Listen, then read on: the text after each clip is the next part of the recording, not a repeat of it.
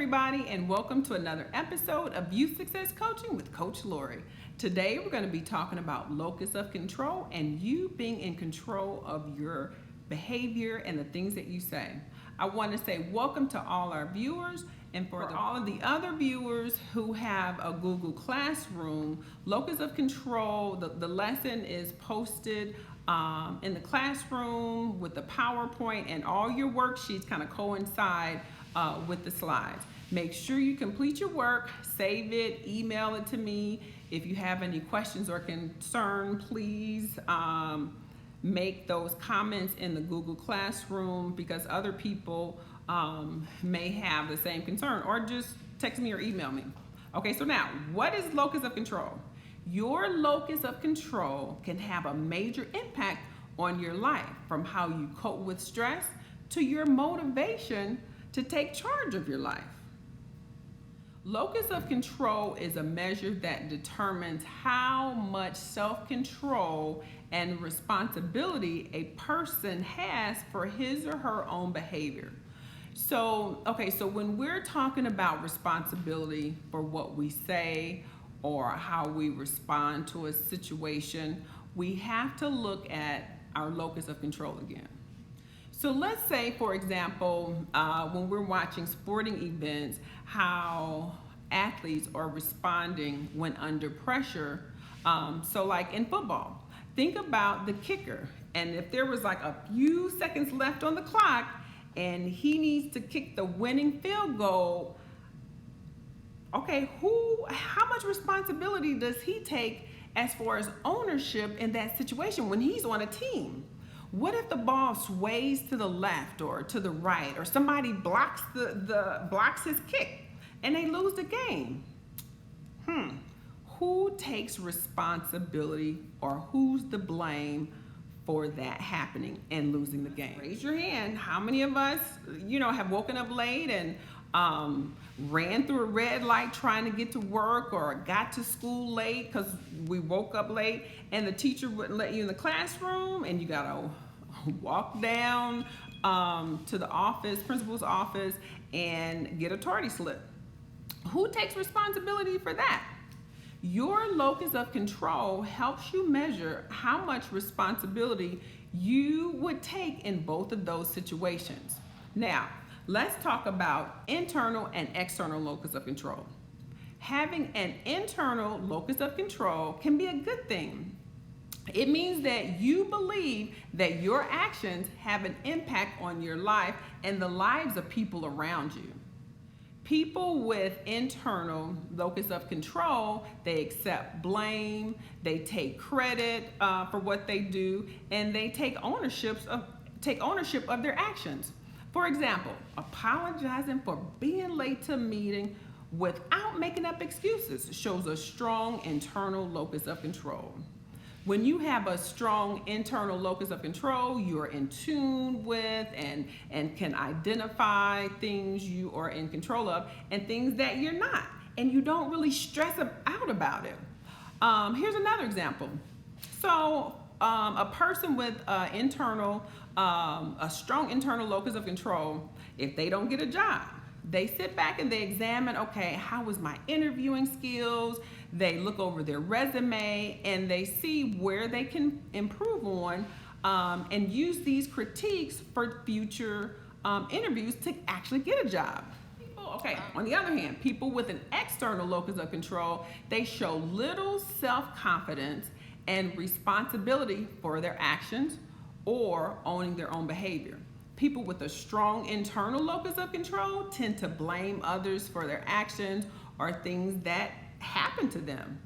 Those with a strong locus of control do not believe they have control of their future, their health, and things that happen to them. So when we think about internal locus of control and external locus of control, I want you to draw a circle and title it My Circle of Control, and then in the middle of the circle, I want you to write things that you are in control of. What are those things? And put them inside the circle. So viewers with the Google Classroom, use the worksheets that's titled My Circle of Control, and there's a list of words to choose from or statements to choose from to use for this activity. So read them and determine, is it an internal or external locus of control from those words. So on the outside of the circle, I want you to write things that are out of your control and put it along the outside of the circle. And when you're feeling overwhelmed or upset or feel that things are just out of control in your life, I want you to reflect back on your circle of control and kind of figure out like, okay, you know what? I need to regroup and I need to think about this. And place your worksheet somewhere that's visible for you to see to refer back to.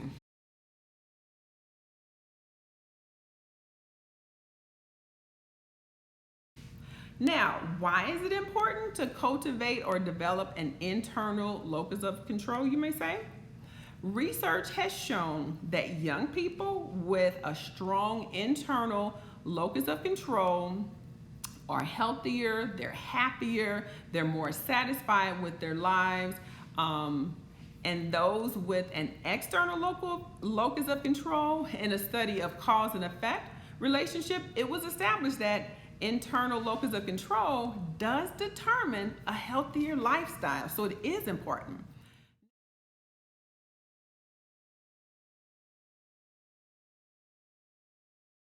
Now let's talk about steps to cultivate the internal locus of control. First, identify your goals and divide them into steps. Ask yourself, what do I want from this life? Or whatever the situation is. Next, make 2 separate lists. Look at your list, know what you have control over and what you don't. Then reflect on your strengths. Create a plan for how you will use your strengths to address the steps you have to reach your goal. Now, you have to turn criticism into growth. When something doesn't go your way or as you anticipate, practice self-compassion. We all make mistakes and nobody's perfect.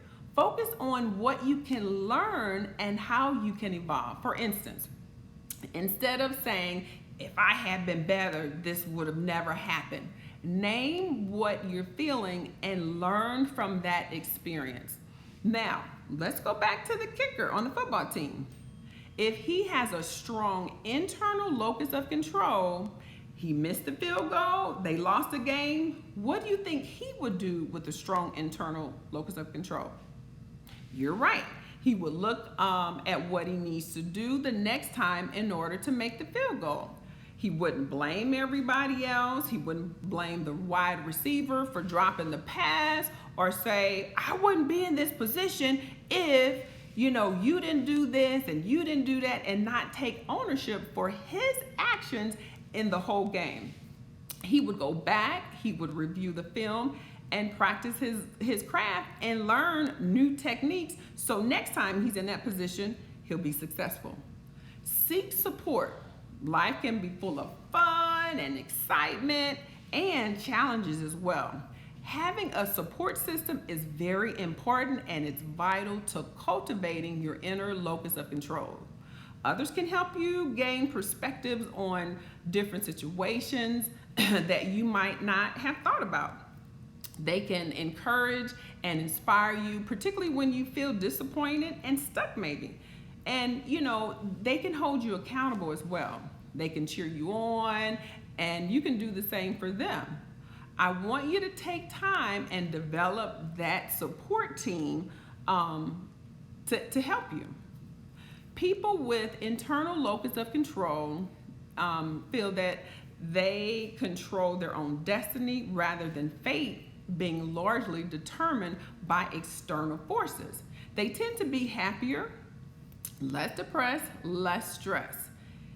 It is true that many of the stressors we face in life are largely out of our control.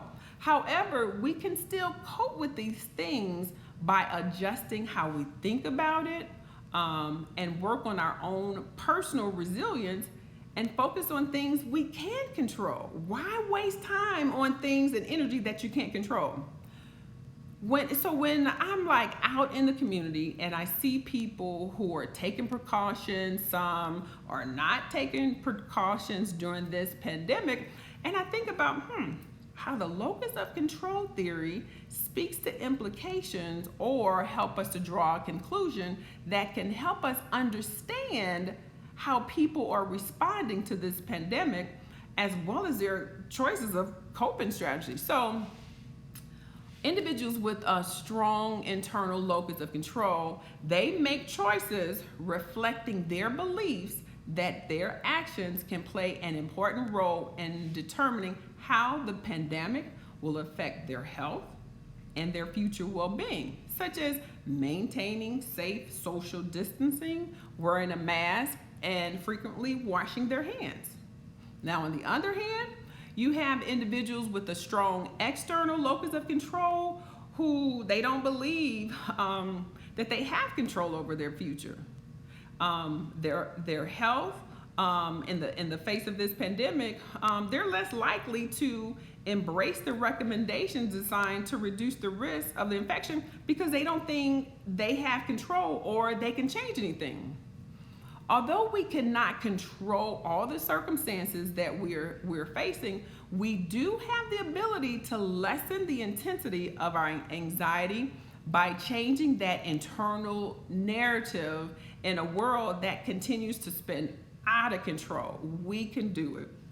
We can all agree, or not, that we don't have complete control over our life, but you must understand that you do have control over your efforts, your attitudes, how you respond, and your ability to be proactive to making events occur in your favor.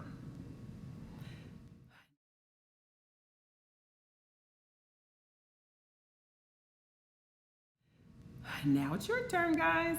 I'm going to give you an opportunity to take the Locus of Control questionnaire. It's only 13 questions. And I'll put the link to the questionnaire below. When you answer the questions, the scores range from 0 to 13. It's pretty simple.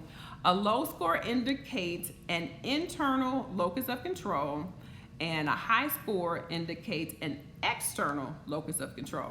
Now remember, people with an internal locus of control, guys, they believe that their own actions determine the rewards that they obtain, while those with an external locus of control believe that their behavior, it just doesn't matter, and that reward in life are generally outside of their control. So whatever happens, it happens.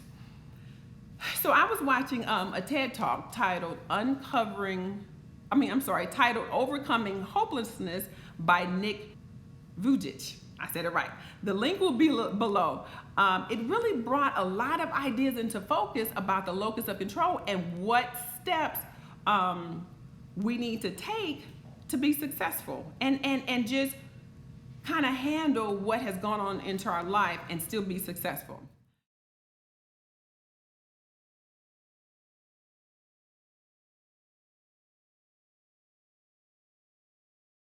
So I need you all to continue to try and stay connected the best way you can, whether you're in small gatherings, practicing social distances. Try to create a schedule and a structure where you're going to bed on time, you're waking up. Make sure you're feeding your brain, guys, your body, and eating healthy food and staying away from those COVID snacks, because I'm telling you, those COVID snacks will get you in trouble. Just try to eat healthy and exercise. Try to move a little bit more and don't just sit, try to get up and move and walk around outside, walk around your back or do a lap, do something, just get up and move. Just to do a little bit of physical exercise will really increase your mood. Also, give yourself credit. Draw on your personal coping skills that are healthy. If you have any type of hobbies, you listen to music, reading, learning a new language, doing crafts, this would be a really good time to do things like that. Again, stay informed about what's going on in the world, but please limit your exposure with information because it's changing regularly. And it's important to stay up to date, I know, about what's going on in the world, but just limit your exposure and make sure, oh my goodness, your sources are reliable. Okay, so anyway, so after you complete the questionnaire, if you all are brave enough, post a comment or direct message me about your results, and let me know if it's accurate or not. Don't forget to like and subscribe to my YouTube channel, Lori Smith Success Coaching. Follow me on Instagram, Youth Success Coaching NV, or Facebook at Youth Success Coaching. Thank you for watching Youth Success Coaching with Coach Lori. Tune in and stay tuned. Only do it, you said it would. Fight your battles for you, they gon' wonder how you sleep at night.